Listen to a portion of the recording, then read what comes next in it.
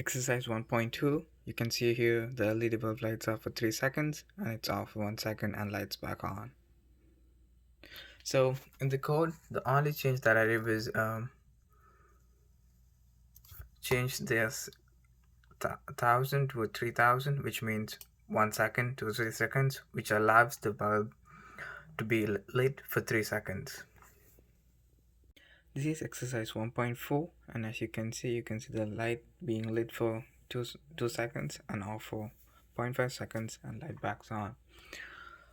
To the code, I did 2 adjustments, actually no, a lot. So I assigned a variable to give 2 seconds, so the light stays on for 2 seconds, and then in the code I added one if statement to check whether checking whether if the light is on and if the current milliseconds minus the previous milliseconds is greater than 2 seconds.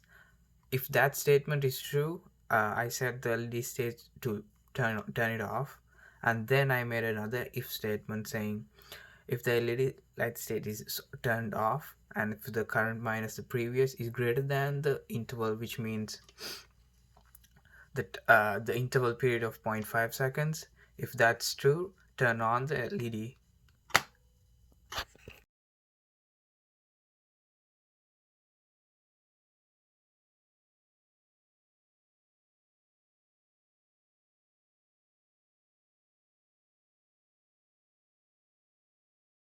This is exercise 1.6. As you can see, the red is lit while the green is off, and the green is lit while the red is off.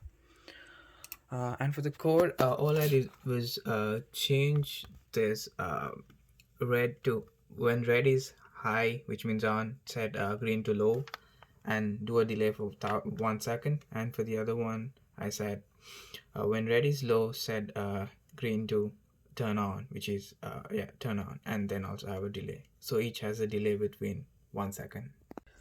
This is exercise 1.7, and as you can see the red light blinks with the interval of 1/4 of a second and the green light blinks with the interval of 1 second. And for the code, I added 4 new separate variables. First two being the states of red and green, setting it to turning on high, and 2 variables indicating the interval differences of for green for the 1 second and red for 1/4 of a second.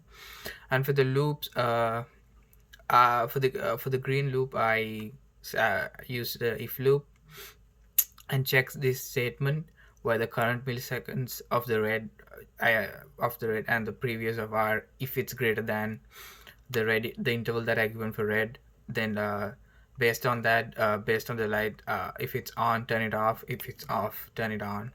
And for the green, I did the same thing.